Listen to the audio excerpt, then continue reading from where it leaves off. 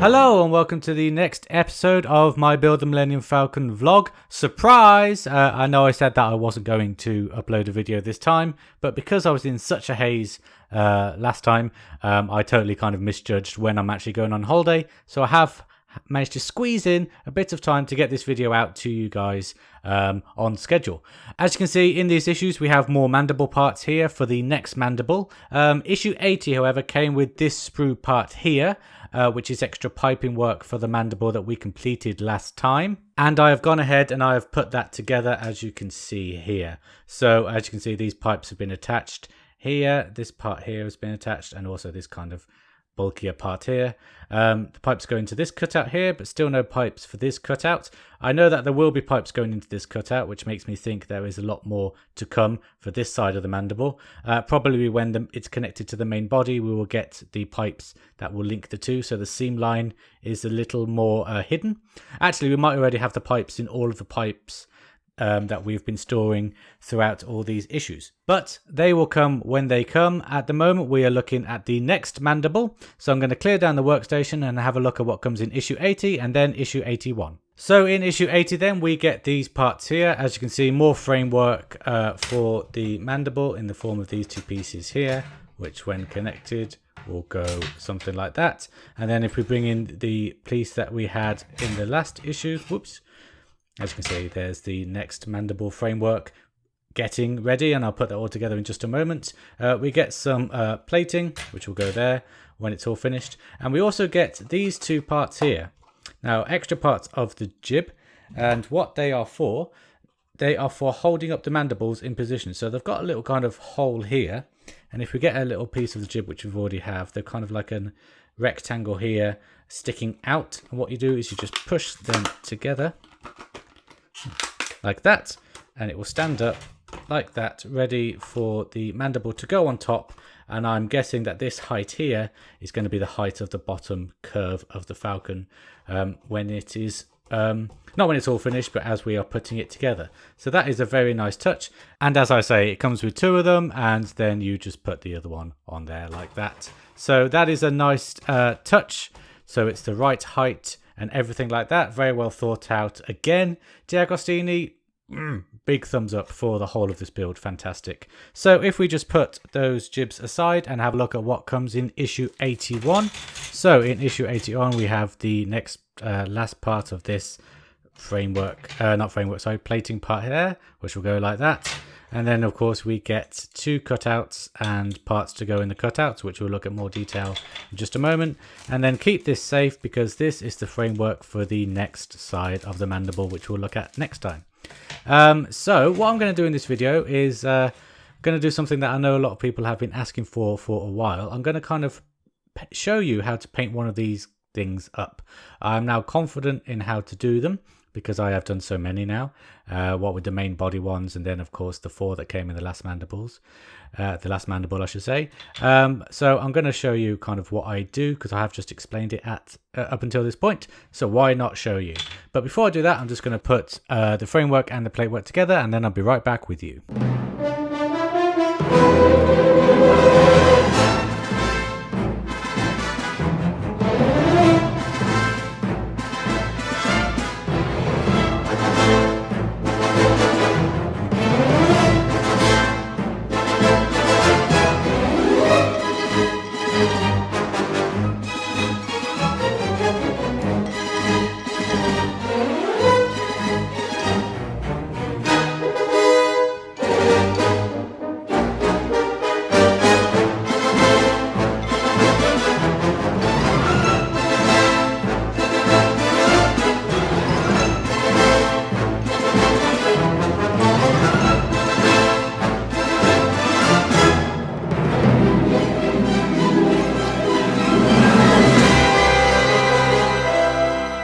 Okay, so now we have the main kind of bulky part of the mandible all complete. Let's time to focus on these cutouts here.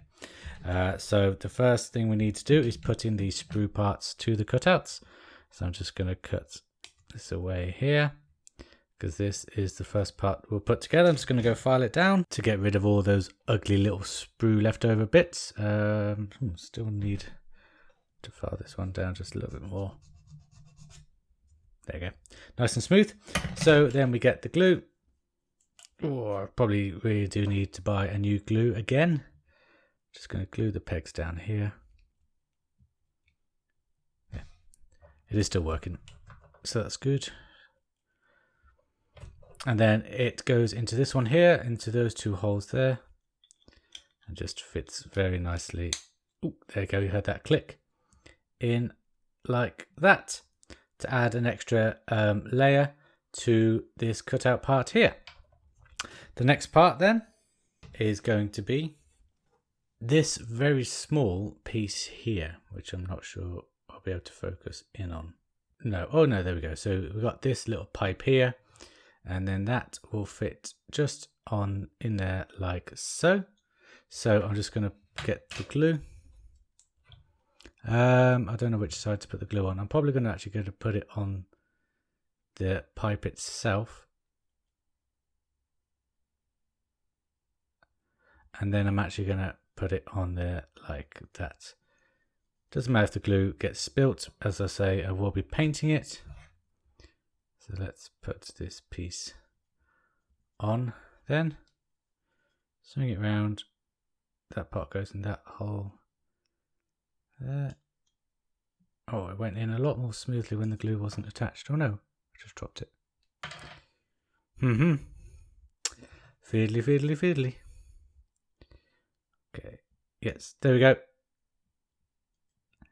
There it is in place there like that. And that is all you do on that cutout in terms of adding these extra parts on. I have a feeling that these holes here are going to be for pipe work.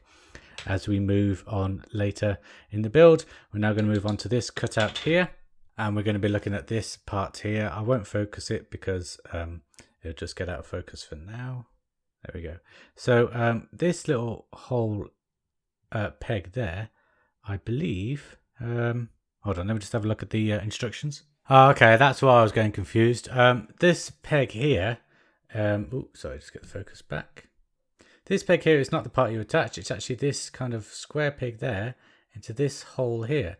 So you just line that up and push that through like that. So it looks a little something like that when it's all installed. So the next part is this part here, which is exactly the same as the other part. So it's got a square kind of tab there, which you just push in like that. Push it against the back wall. Oh, sorry. And then that is that glued in place like that. Okay, so the next part I'm guessing will fill that hole there.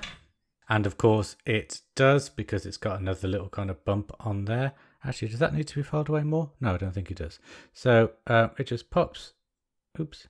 The glue's sticking to that. So you just pop it in there like that.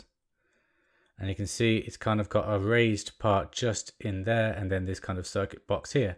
And what I really like about these cutouts, I think I've mentioned this before, is that not for this model, but the original model, they didn't just cheap out. They didn't just kind of do each one of these exactly the same. They added different details to each and every one of them, which is fantastic. You know, attention to detail. You didn't need to do that, especially in 1977 or kind of, you know, in the 80s when Empire Strikes Back was made. But they still did it anyway.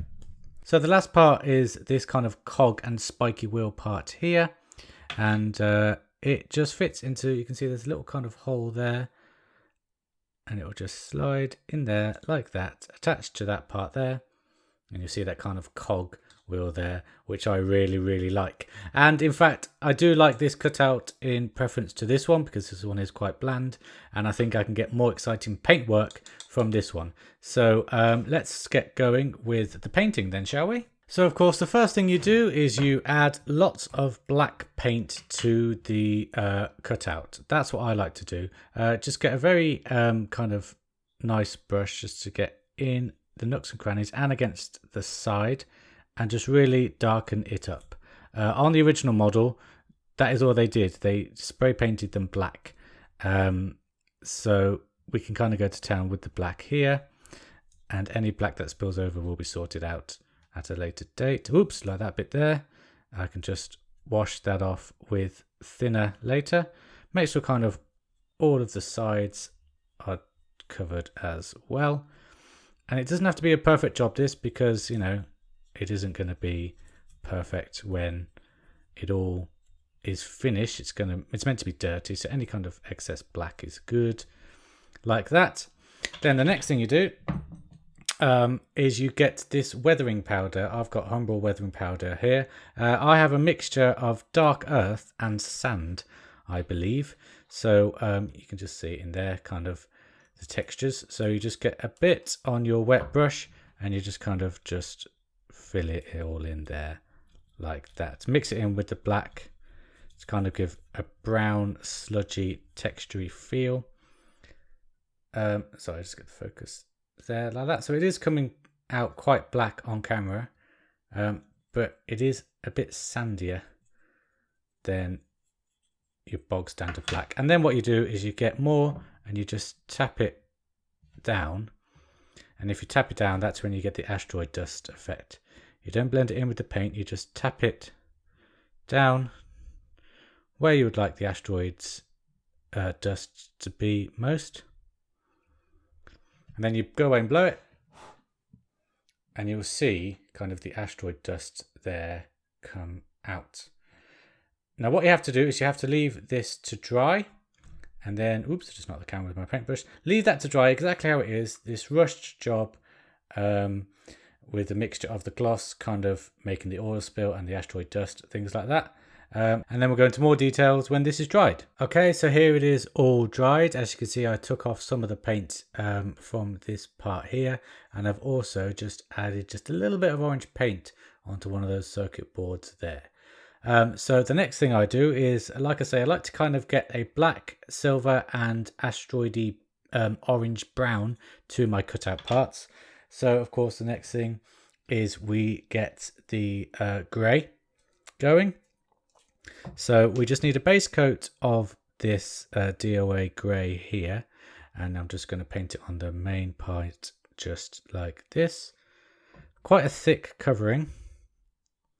I'm going to take it all the way around here. Like I say, again, it doesn't matter if you spill it at this stage, because you can always get a bit of black paint on a brush and tidy it up just a little bit there. But actually that kind of came out okay. Sorry. Focusing for this is quite hard, as you can imagine. So make sure that it is very, very grey. A nice base grey there. Like that. And while that is drying, I'm also just going to quickly just touch up just a few points here with this Millennium Falcon hull plating grime. You don't need to do this, but just because it's kind of the same color, as you can tell, as the plating. You know, it's slightly darker, slightly greener, if that's a word. Oh, put far too much on that brush there. But I like just kind of going over these points here just to make it stand out a little bit and kind of give it that falcon color. Again, very loosely done, because it is all going to have like a black wash over it at the end. And just to make this part stand out a bit more here. And you can't really see, but there are two kind of like pipes here, which I'm just going to go over just the tops of in the grime to make them stand out. There we go. So, damn, I just realised I didn't get that part on camera, because that came out quite well. These add-on parts also, you can kind of go over with the grime, just to make them stand out just a little bit more. Oh, just got some on the back wall there. Like that. Like I say, it can be as dirty or as neat as you like. It is all going to get black washed. And that is kind of stage 2 of the painting. So when that is dry, I'm going to go finish off with stage 3. Okay, so here is the cutout all dry now. So you can kind of see that difference in the color. We've got kind of the normal grimy color here, the orange and the asteroid dust there, and then this very flat gray piece there. Now there's only one more thing left to do on this to kind of really add to that texture which you've seen before, and that is achieved by using this Tamiya Weathering Master C. So what you do is you just open it up here, and then it's this, it's this silver here, which is what you want to use. So you just take a little bit onto your brush, just like that, and you apply it onto the part that you painted grey. So I'm just going to apply it like so. And I hope that the camera can see that this is where kind of the machinery part really starts to come out. The shiny silver of machinery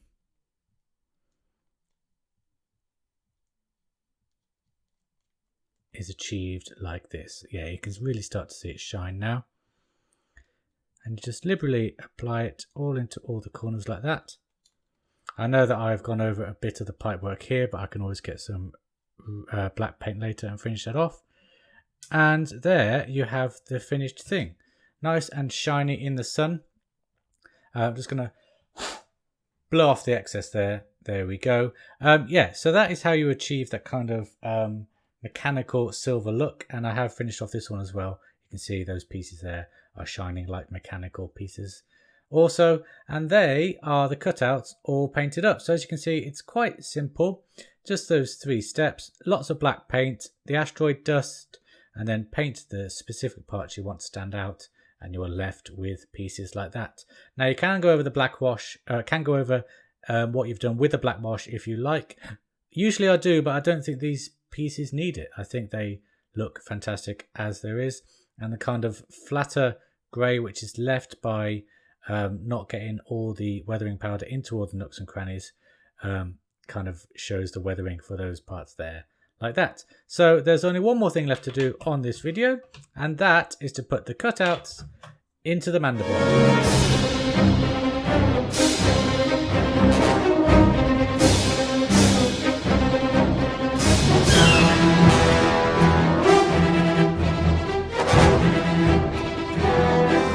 So the cutouts are now all screwed in, and this is what they look like when they are in the mandible plate work. Just get the focus here. Looking very, very nice. I just love the silver and the orange and the black. I love how that comes out on the model. And as you can see, this is the paintwork that we've just done, and this is obviously the metal framework here. And you can see that it shines just as much as the metal.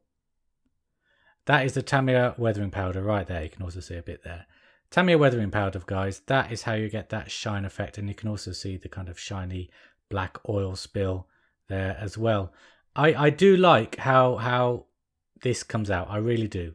I think it is much better than the kind of guidelines that we do get in the magazines. This is a picture of what it shows to do in the magazines. It's just a very simple spray it with a black air paint and then kind of dust it with a grey to get that effect.